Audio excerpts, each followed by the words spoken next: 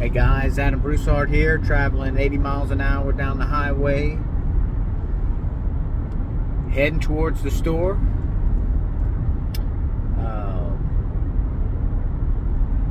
Meditation. God has a plan for my life. Well, I hope He does, because my plans tend not to work out as I see them. Sometimes for the good, sometimes for the bad. You know, there's a big notion of manifestation. You know, if you think and focus in and all this kind of stuff, you'll get it. Well,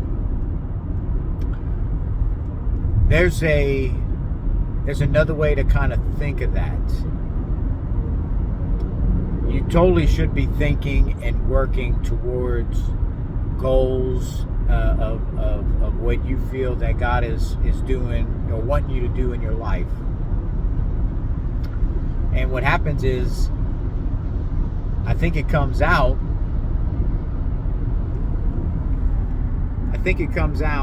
with in time that, man, I've been wanting to do this. For example, you know, I've been going down. I've been wanting to be more spiritually fit. Okay, so there's a seed planted. Adam, I want to be more spiritually fit. Well, what happens is that there's a first step towards being more spiritual, and that for me was saying the rosary. And then once I started saying the rosary incorrectly, I started wanting to go to more masses. I wanted to go to retreats, stuff of that nature. That's what led me to making a Cursillo. Well, once I made a Cursillo, I wanted to say the rosary correctly, meditate on the rosary correctly, as I should say, which led to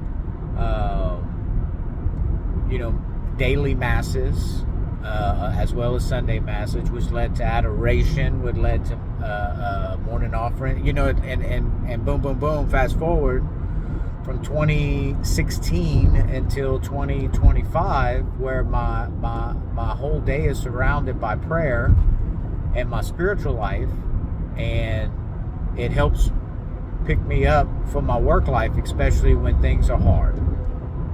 When things are easy, it's easy to lose focus on getting on your knees. When it's hard, it's very easy to get on your knees. And so,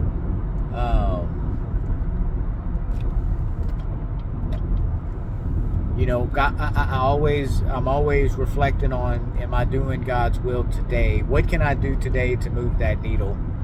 To entrust in God and all that, even in the midst of a storm, where people.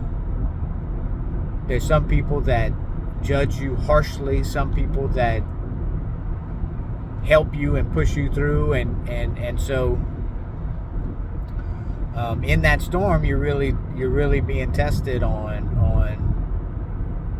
how to stay firm in your faith and trusting in God's will. So today we had a meeting. So fast forward, I'm a part of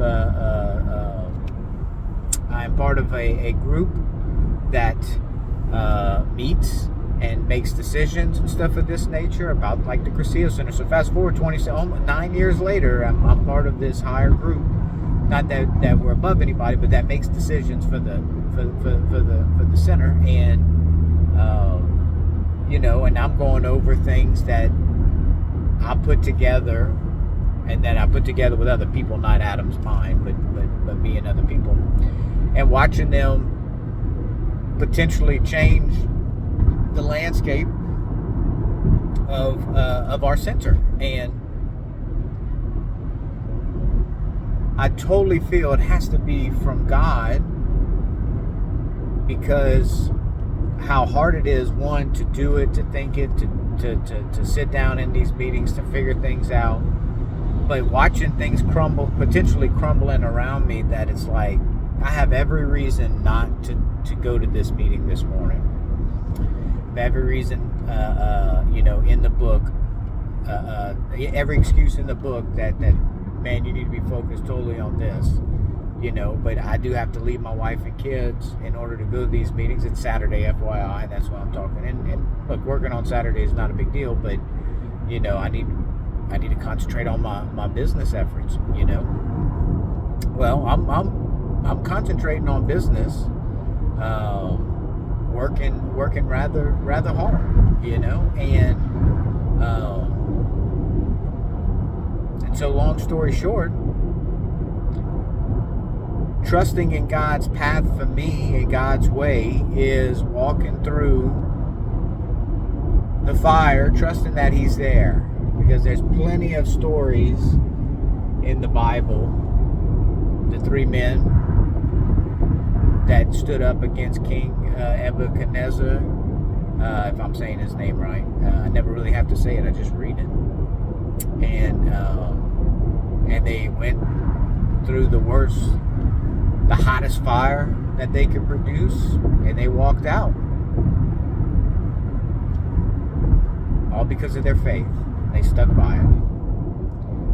And you get tested at times in life that is extremely hard. And to sit back and not do anything about it, I think, is not the answer.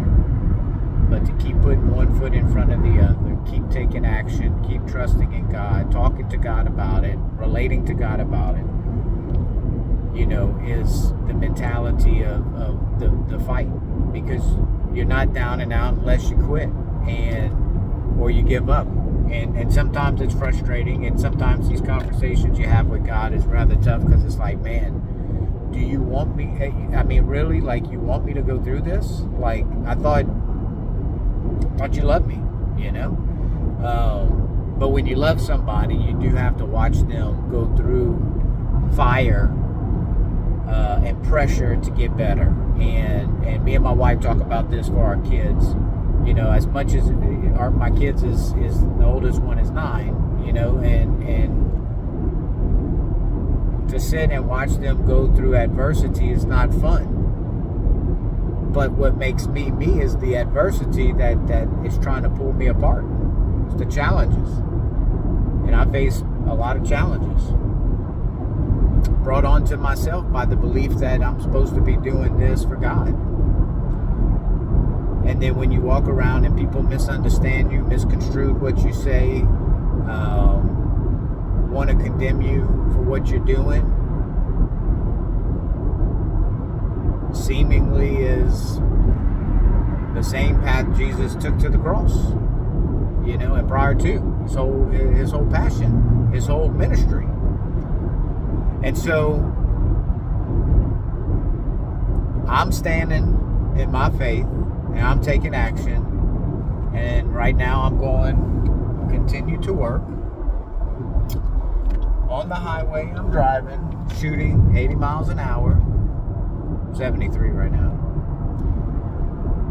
and going for about 2 hours to a place an hour and a half away from me, so I can do a little bit of work, check out the place, talk with the guys, and continue to build camaraderie, because we have so many good things going for us. So at the end of the day, trusting and loving in God is the bare essential for me. I don't really care about materialistic stuff at all. I really don't. Whether I have no money, which at this point in time I'm shoestringing everything, or whether I have a bunch of money, it's not. I don't care to have more stuff. I'm very satisfied with the clothes that I have, which is a fishing shirt, some jeans on, the house that I live in, which doesn't have to be even the house that I live in. It could be, as long as I look at it, as long as it's nice, neat, and clean, and nice doesn't mean expensive, and a vehicle that can get me from point A to point B with minimal stops and minimal mechanic time, then look, I want to push all those things to the limit, and then go from there. But it's not about more money. It's just about doing what I feel is necessary, which maybe a selfish thing. I was called selfish this week for sure, and I think probably I am. Or I know so. I do think more about what I need to do and what I have to do and what I want to do than other people. But that allows me to also think I want to serve other people, and which leads me to work in certain areas of my life where it's like, no, I'm doing this because I want to do this for other people, and it's draining me. It's draining me. So God's will doesn't always have a clear picture when you're heading towards it, but it's a little bit clearer on the way out of it, and hindsight is always 20/20. So God willing, we're gonna make it through today. If He allows me tomorrow, then I have to do the same thing tomorrow.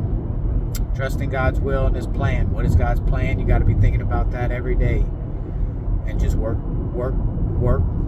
and trust and faith. Believe that you are on that plan, or that you're doing that plan. And when you're not, it'll correct over time. So, God bless. Talk to you later.